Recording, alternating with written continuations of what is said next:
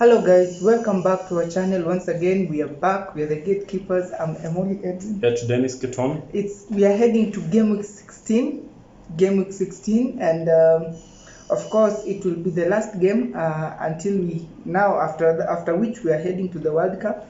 So game week 16, first match. This one will be an early kickoff. Manchester City will be at home against Brentford.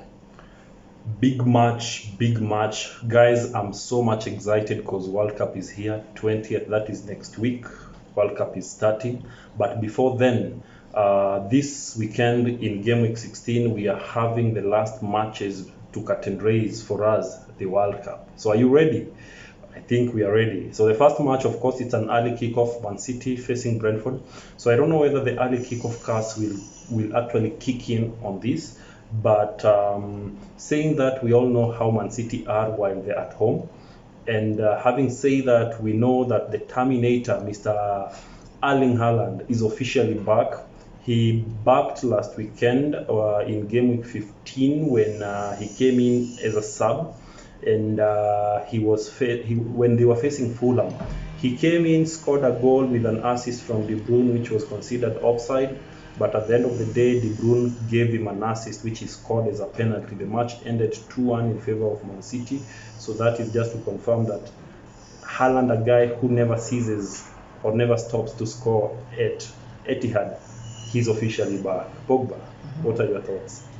Man City will win this game by at least 4-1.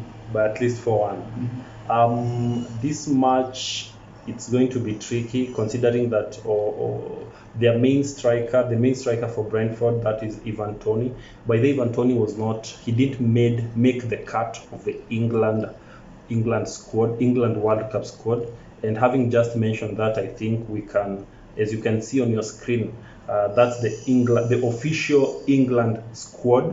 And there are some key names of course, who are missing. Key among them who surprised me was Tomori and Tony, but it is what it is. Even Tammy Abraham never made the cut, but that's the squad for you to look at it. So this is a match whereby I feel like Haaland will be back. Remember, as we told you, Haaland needs 20 goals before they go to the World Cup, and for some reasons I believe that he's going to get a brace in this game. So give this game a 3-2. So Man City to win by 3-2. Bournemouth against Everton. Bournemouth will be at home. With me, I feel like now that Everton lost last time, they'll be looking to bounce back to a win. So Everton will win this game by at least 2-0.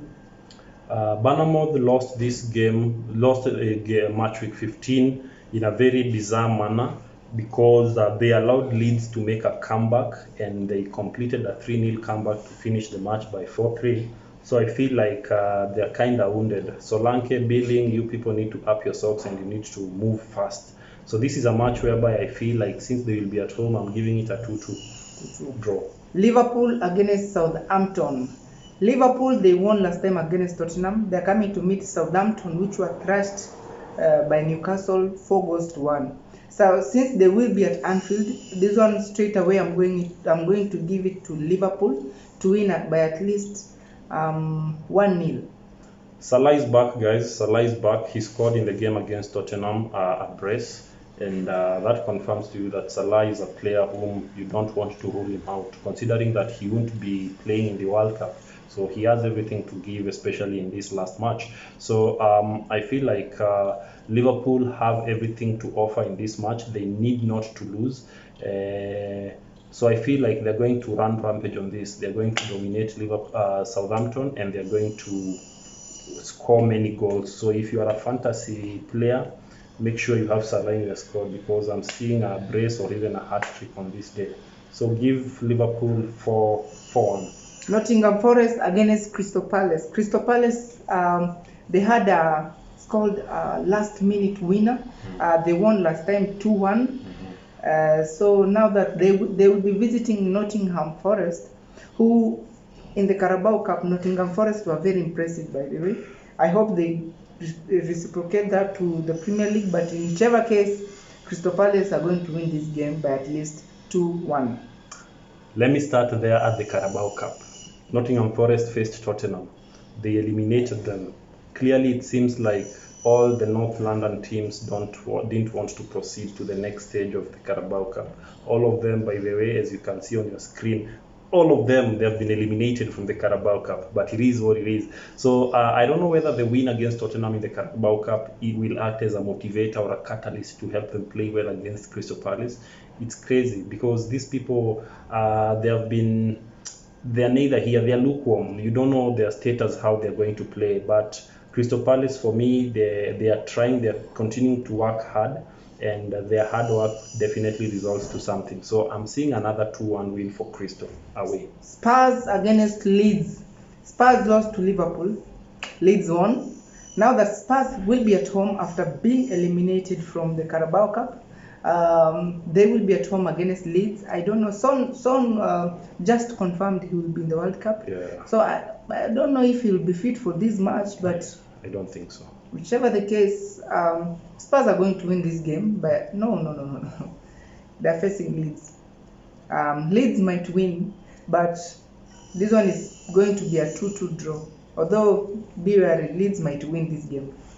Tottenham meeting Leeds. Tottenham lost to Liverpool 2-1.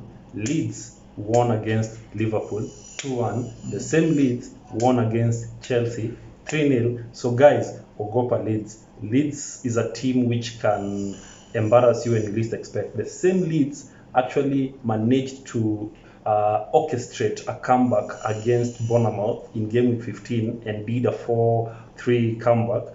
So that means that especially with their main man right now, Mr. Summerville, that guy, you don't want him next to your goalpost, especially on the 80-something minute. He will terminate you. So this is a match whereby I feel like Conte has everything to give in this, especially since it's the last match before the World Cup. I feel like he's going all in this, and for some reasons I believe like since Kulusevski is back, they just need to restructure themselves one way or the other, and they should get a win on this. So I'm giving Liverpool to Spurs an opportunity to win by 3-1. West Ham against Leicester. This one is kind of good match to watch. Now that I feel Leicester are kind of improving, they are now realizing themselves. On the other side, West Ham right now, they are good. They are on form. Now, since they will be at home, this one is going to be another looming draw for me. So 1-1. Jordan Bowen from West Ham didn't also meet the cut in the English or in the England World Cup squad, and it leaves a lot to be decided because we have a lot of better players out here, but the way Southgate did his things, we leave it up to him. He knows better. So as they're going to face Leicester also a team which, when they decide to play well, they play well, but when they decide to not play well, they do the necessary. So I feel like this is a big game for both teams to flex their worth, and for some reasons I feel like Antonio will be back on this, and on the other side, on Leicester's side, I feel people like Harvey Barnes, they're on fire, they're burning people down. So Daka is just good, anafanya vitu zake. So I feel like it's going to be one of those matches whereby 2-2 draw will not be bad for both teams. Newcastle against Chelsea. Chelsea have lost their last 3 consecutive matches, and they'll be facing Newcastle, which won 4-1. In fact, by the way, guys, this Newcastle, they fired a coach. They fired Southampton coach. Of course, they won against Southampton, and immediately the coach was fired.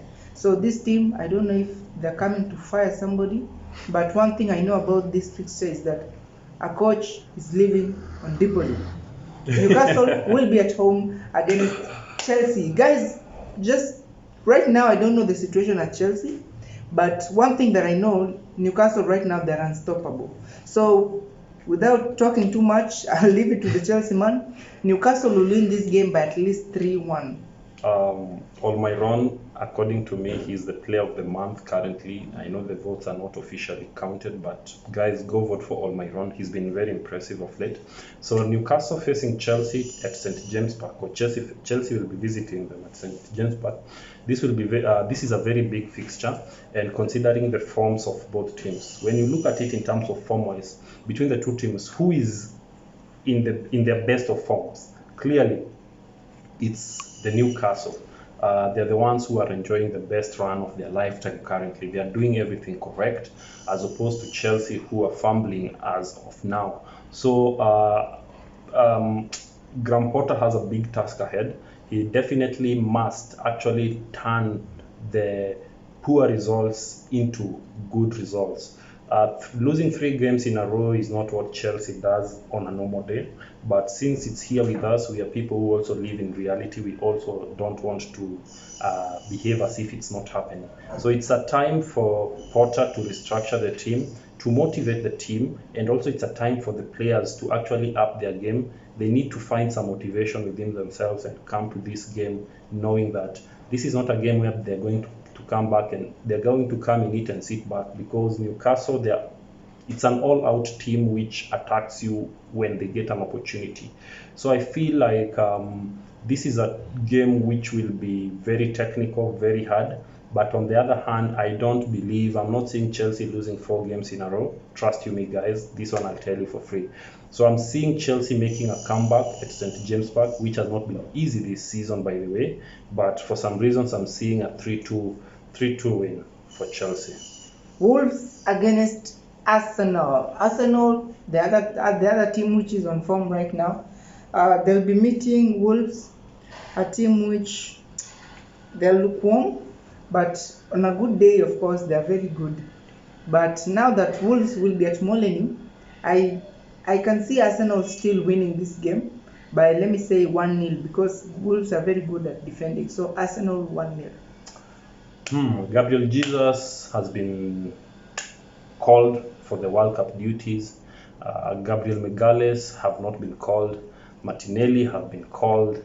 Saka is in the English team. So Arsenal is all glowing up with impressive players. So now the question is, can Wolves stop them? I don't think so. Arsenal are enjoying the best form of their lives, regardless of them losing in the Carabao Cup, because I told you, clearly seems like the London teams had an agenda to meet, but it is what it is. So in this game, give it to Arsenal to win it 3-1. People want to go to World Cup with some caution of points as leaders. On Sunday, we have only 2 games. Brighton against Aston Villa at 5 p.m. Now, Brighton against Aston Villa. Brighton, the last game they played in the Carabao Cup, they eliminated some very big, they eliminated elephants, by the way, Arsenal. And Aston Villa, they're meeting Aston Villa, who in the last Premier League game, they won against Manchester United. So since Brighton will be at home, this one I'll just go with Brighton, the home team, the home side. Lamptey scored. I think it was in the Carabao, the latest match. So I'm expecting a very good Brighton side playing against a very good Aston Villa side. So regardless, I'm going with Brighton to win this game by at least 2-1. I will say no more on this. Aston Villa won in game week 15 against Manchester United, but yesterday, that was on Thursday, Manchester United had a revenge on them, so the match ended 4-2, and yeah, that's how it is. So Aston Villa are eliminated in the Carabao Cup. Manchester United proceeds. So Brighton facing Aston Villa, I'll go with you, Pogba. I feel like Brighton, they will be shining bright. So give Brighton 3-1. Speaking of Manchester, Fulham against Manchester United. Having lost in game week 15, United will be coming back at game week 16. We all know Ten Hag is a person who learns from mistake. We saw that in the game they played against Aston Villa, which it was their second match against them. So they improved on some aspects. Now meeting Fulham, I don't think United will lose 2 games in the Premier League, 2 consecutive games. So I'm going with United to win this game by at least 3-1. 3-1. Fulham facing Man United. It's not a small game, considering that Fulham are enjoying a good form. Fulham have been out here embarrassing big teams, the teams that they've been facing. Remember what they did to Liverpool. So this, remember also what they did to Mancity. They never gave them an easy road.